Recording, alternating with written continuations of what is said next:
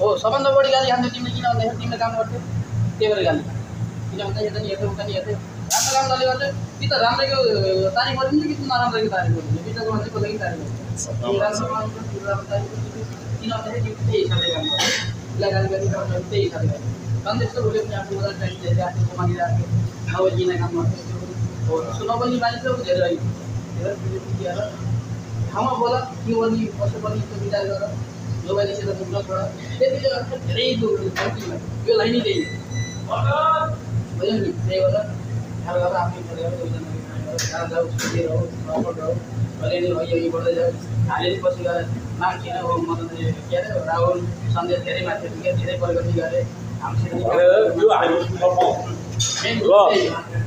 अन्त गएर जाने यसरी अब होइन राम्रो जोसँगै राम्रो बोल्ने क्या किन नराम्रो बोल्ने अनि अरू एक ठाउँ हेरगान सँगै सक्नुपर्छ त्यस्तो काम त्यस्तो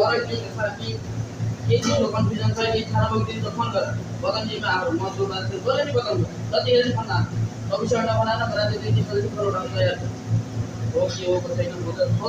सोधेरै गर्नुपर्छ धेरै त्यही भएर बुझ के हो के होइन सधैँभरि मनमै